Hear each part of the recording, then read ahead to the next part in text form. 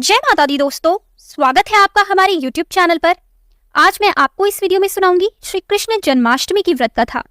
Shri Krishna 8वें Manu wave स्वत के मनवंतर के 28वें द्वापर में श्री कृष्ण विष्णु के 8वें अवतार थे। उनका जन्म तब हुआ भाद्रपद के कृष्ण पक्ष की रात्रि के 7 मुहूर्त निकल गए और 8वां उपस्थित हुआ। तभी आधी रात के समय सबसे शुभ लग्न में उन्होंने जन्म लिया। उस लग्न पर केवल शुभ ग्रहों की दृष्टि थी। तब रोहिणी नक्षत्र तथा अष्टमी तिथि के संयोग से जयंती नामक योग में उनका जन्म हुआ था। ज्योतिषियों के अनुसार रात 12 बजे उस वक्त शून्य काल था। आइए करते हैं कृष्ण जन्माष्टमी की प्रमाणिक सत्य कथा प्रारंभ। कंस अपनी चचेरी बहन देवकी से बहुत स्नेह रखता था, लेकिन एक दिन वह देवकी के साथ रथ पर कहीं जा रहा था। तभी आकाशवाणी सुनाई पड़ी, जिसे तू चाहता है उस देवकी का 8वां बालक तुझे मार डालेगा। इस भयंकर आकाशवाणी को सुनकर कंस भयभीत हो गया और उसने अपनी बहन को मारने के लिए तलवार निकाल ली। वसुदेव ने उसे जैसे तैसे समझाकर शांत किया और वादा किया कि वे अपने पुत्र उसे सौंप देंगे। पहला पुत्र होने पर जब वसुदेव कंस के पास पहुंचे तो कंस ने कहा कि मुझे तो 8वां बेटा चाहिए। बाद में नारद ने बताया कि तुम्हें मारने के लिए देवकी के उदर से स्वयं भगवान विष्णु जन्म लेंगे। तो कंस और भयभीत हो गया और उसने वसुदेव और देवकी को कैद कर लिया। बाद में कंस ने एक एक करके देवकी के 6 बेटों को जन्म लेते ही मार डाला। 7वें गर्भ में श्रीशेष यानी अनंत ने प्रवेश किया था। भगवान विष्णु ने श्रीशेष को बचाने के लिए योग माया से देवकी का गर्भ ब्रज निवासिनी वसुदेव की पत्नी रोहिणी के उदर में रखवा दिया। तदंतर 8वें बेटे की बारी में श्री हरि ने स्वयं देवकी के उदर से पूर्ण अवतार लिया।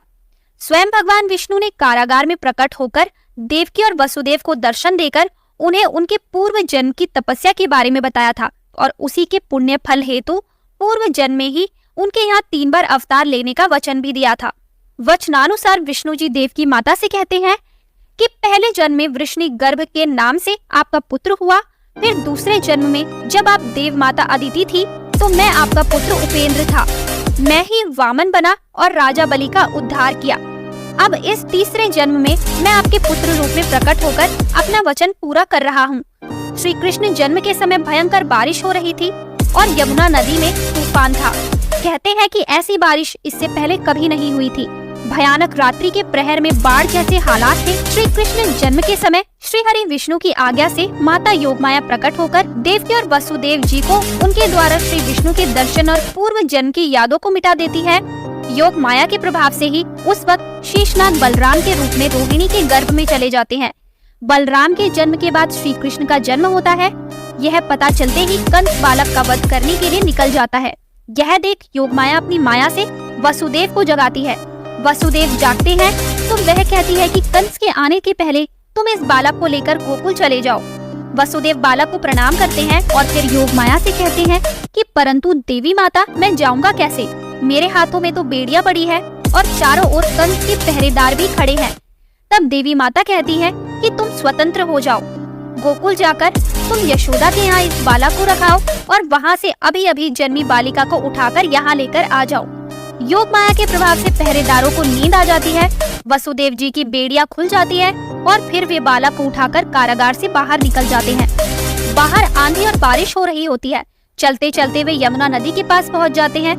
तट पर उन्हें एक टुकड़ा पड़ा नजर आता है, जिसमें बालक रूप श्री कृष्ण को रखकर पैदल ही नदी पार करने लगते हैं। तेज बारिश और नदी की धार के बीच वे गले गले तक नदी में डूब जाते हैं। तभी शेषनाग बाल कृष्ण के सहयोग के लिए प्रकट हो जाते हैं।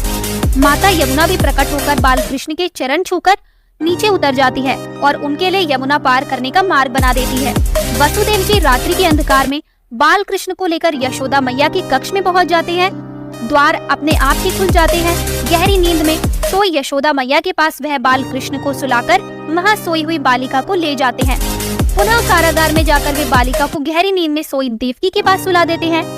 तब योग माया प्रकट होकर उनकी बेड़िया फिर जस की तस कर देती है और कहती है कि हमारी माया से तुम्हें ये सब याद नहीं रहेगा। फिर वसुदेव जी भी सो जाते हैं। उधर योग माया के प्रभाव से ही यशोदा और उनके पति नंद राय यह समझते हैं कि यशोदा के यहाँ पुत्र का जन्म हुआ है। बाद में कंस को पता चलता है कि देवकी ने फिर एक बच्चे को जन्म दिया, तो वह कारागार में उसका वध करने के लिए पहुँच जाता है। कारागार में पहुंचकर वह देवकी से पूछता है कि क्या ये लड़की है? देवकी कहती है हाँ भैया। तब वह कहता है झूठ, इस बार लड़की कैसे हुई? आकाशवाणी झूठी नहीं हो सकती। उसने 8वें पुत्र की बात कही थी, फिर लड़की कैसे आ गई? अवश्य लड़का हुआ होगा। कहाँ छिपा दिया है तुमने?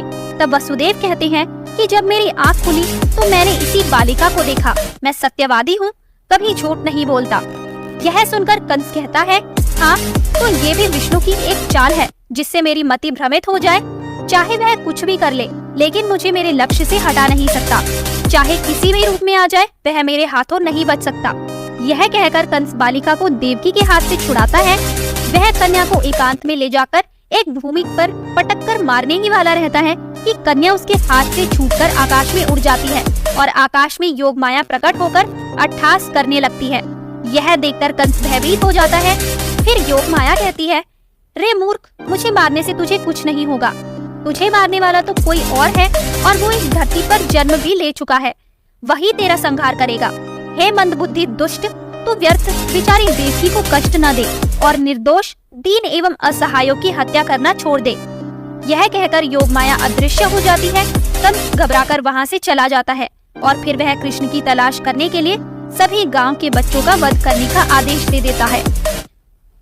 तो दोस्तों, ये थी श्री कृष्ण जन्माष्टमी की व्रत कथा। आपको ये कथा कैसी लगी हमें कमेंट करके जरूर बताएं।